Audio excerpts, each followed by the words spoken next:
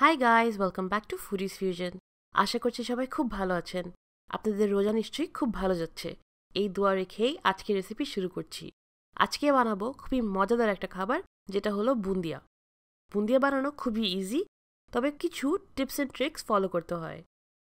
যদিও আমি আজকে মিষ্টি বুন্দিয়া বানিয়ে দেখাচ্ছি, তবে আপনারা একই রেসিপি ইউজ করে চিনির শিরাটা খালি অমিট করবেন, আর এই বুন্দিটা দিয়ে কিন্তু দই বুন্দিয়া অথবা যে কোনো চাটে ইউজ করতে পারবেন। এখন আমরা রেসিপিতে চলে যাই। প্রথমে চিনি শিরা বানাচ্ছি, আর তার জন্য লাগছে এখানে 1 কাপ চিনি। আপনারা চিনির পরিমাণটা কিন্তু এটাই দিতে চেষ্টা করবেন। দিয়েছি হাফ কাপ পানি। তবে আপনারা যদি চান যে আপনাদের বুন্দিয়াটা খুব বেশি শক্ততে না হয়, মানে আপনারা অনেক সফট চান, তাহলে কিন্তু যতটুকুন পানি ততটুকুনই চিনি দিবেন। দিয়ে দিয়েছি আমি এখানে কিছুটা জাফরান। জাফরান ঘরে না থাকলে এই স্টেপটা স্কিপ করেন। আমার বুন্দিয়া বেশি নরম বা পুতপুতা ভালো লাগে না, তাই আমি অল্প একটু পানি দিই। কিন্তু আপনারা যদি একটু বেশি রসালো বা নরম চান, তাহলে অবশ্যই যেটা বললাম, সমান পরিমাণে চিনি এবং পানি দিবেন। আর আমি কোনো লেবুর রস ব্যবহার করছি না, তবে আপনারা চাইলে দিতে পারেন ক্রিস্টালাইজেশনের ভয়ে। জাস্ট একবার এটাকে বলক আনতে হবে, তারপর চুলাটাকে অফ করে দিবেন, আর দেখবেন এরকম একটা সিরাপ তৈরি হয়ে গেছে। আর একটা কথা, বুন্দিগুলি কিন্তু তৈরি হওয়ার সাথে সাথেই চিনির সিরাপে দিতে হবে, আর এই শিরাটা কিন্তু কোনোভাবেই ঠান্ডা হতে পারবে না। এটা আমাদের কুসুম গরম দরকার হবে। আচ্ছা, এখন বুন্দির জন্য আমি নিয়ে নিয়েছি একটা চালনি, যার মধ্যে আমি দিয়ে দিলাম 1.5 কাপ বেসন। আর বেসনটাকে অবশ্যই চেলে নেবেন, না চেলে কিন্তু ব্যবহার করতে যাবেন না। ভালোভাবে চেলে নিয়েছি। আর কোনো লাম্পস থাকলে আপনারা আপনাদের হাত অথবা যে কোনো চামচ দিয়ে এইভাবে একটু ডলে নেবেন, কারণ এটা ওয়েস্ট করার তো কোনো মানেই হয় না। এবার এখানে দিচ্ছি আমি 1 চা চামচ তেল। হাত দিয়ে ভালোভাবে এবার মাখিয়ে নিচ্ছি। তেলটা কিন্তু গরম বা একদম সেদ্ধ করে দিয়েছি এমন কিছু না, এটা নর্মাল রুম টেম্পারেচারে রাখা তেল। তেলের বদলে কিন্তু আপনারা ঘিও ব্যবহার করতে পারেন। এখন দিচ্ছি এখানে অল্প অল্প করে পানি। পানি কিন্তু একদম অল্প অল্প করে দিবেন। শুরুতে আমরা অল্প পানি দিয়ে এটাকে মাখাতে থাকবো। অল্প অল্প করে পানি দিবেন আর মাখাবেন, আবার পানি লাগলে সেটা যোগ করবেন। দেখেই বোঝা যাচ্ছে পানির অনেক দরকার, তাই আমি আবার আর একটু দিয়ে দিলাম।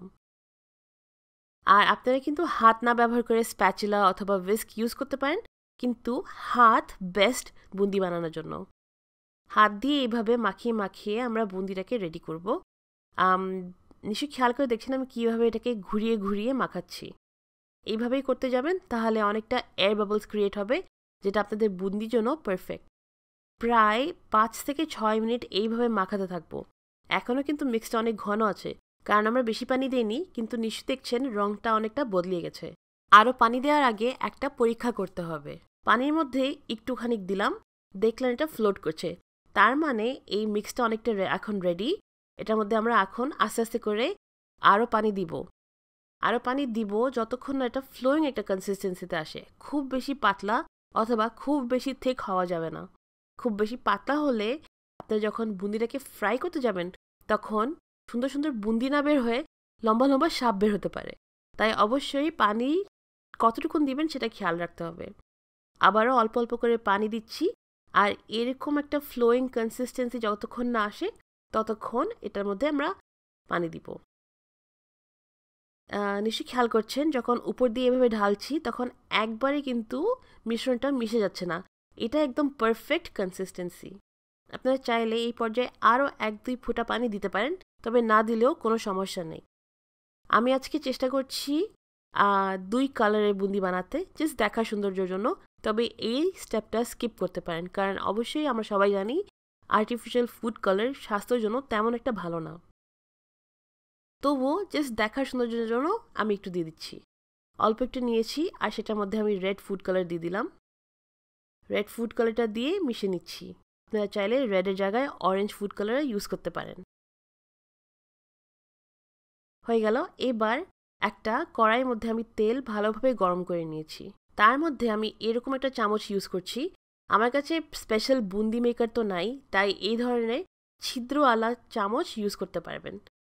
বুন্দিটাকে দিয়ে দিয়েছি, মানে অল্প একটু মিক্স দিয়ে চামচ দিয়ে এবার হালকা হালকা করে এভাবে ঘুরিয়ে নিচ্ছি। দেখেন একদম সুন্দর পারফেক্ট গোল গোল বুন্দি নামছে। কয়েকটা শেপ তো এদিক ওদিক হবেই, কারণ আমরা তো পারফেকশনিস্ট না। আপনারা চাইলে সেই কয়েকটা শেপস আপনারা বের করে আলাদা করতে পারেন, তবে আমি রেখে দিব।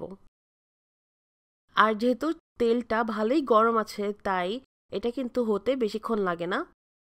2-3 মিনিটের মধ্যে কিন্তু বুন্দিগুলি সুন্দরভাবে ফ্রাই হয়ে যায়। আর চুলার আঁচটা কিন্তু মিডিয়ামে রাখতে। আমি একটু অফ ক্যামেরা শুধু একটা বুন্দি তেলে ছেড়ে রেখেছিলাম, সাথে সাথে এটা ভেসে উঠেছে, তখন তেলটার টেম্পারেচার পারফেক্ট এটা বুঝতে পেরেছিলাম। সরি, আমি এই স্টেপটাকে আপনাদের জন্য রেকর্ড করে দেখাতে পারিনি। যখন বুন্দিগুলি সুন্দরভাবে ফ্রাই হয়ে যায়, কালারটা হালকা ডার্কার হবে, তখন আপনারা এটাকে তুলে নেবেন। একইভাবে আমি এবার লাল বুন্দিটাকেও ফ্রাই করছি। একটা ইম্পর্ট্যান্ট কথা, আপনারা কিন্তু অবশ্যই প্রত্যেকবার চামচটাকে ক্লিন করবেন, না হলে কিন্তু সুন্দর সুন্দর গোল গোল বুন্দি বের হবে না। চামচটাকে এভাবে একটু নাড়িয়ে নাড়িয়ে নিলেও কিন্তু বুন্দিগুলি ইজিলি বের হবে। তাই আমি যে প্রথমবার স্প্যাচুলা ইউজ করেছি সেভাবে না চাইলে আপনারা একটু ধৈর্য ধরে চামচটাকে কিছুক্ষণ তেলের উপরে রাখলেই দেখবেন অল্প অল্প করে বুন্দিগুলি নেমে যাচ্ছে। লাল বুন্দিগুলিকেও আমি প্রায় 1 থেকে 2 মিনিটের মতন ভেজে নিব। কালারটা হালকা ডিফারেন্ট হবে। যখন খানিকটা ডার্কার হয়ে যায় আর আপনারা বুঝতে পারেন যে এবার বুন্দিগুলি শক্ত হয়ে গেছে, তখন তেল থেকে উঠে নেবেন আর এবার গরম চিনি শিরার মধ্যে একবারেই সব ঢেলে দিবেন। অবশ্যই চিনি শিরাটা কিন্তু একটু গরম হতে হবে, না হলে বুন্দির ভিতরে চিনি শিরাটা ঢুকবে না। সাথে সাথে সবকিছু এবার নাড়িয়ে নিচ্ছি। তৈরি হয়ে গেল আমাদের খুবই মজাদার বুন্দিয়া। আপনারা এটা গরম গরম অথবা রুম টেম্পারেচারে সার্ভ করবেন। আশা করছি আজকে রেসিপিটা ট্রাই করবেন।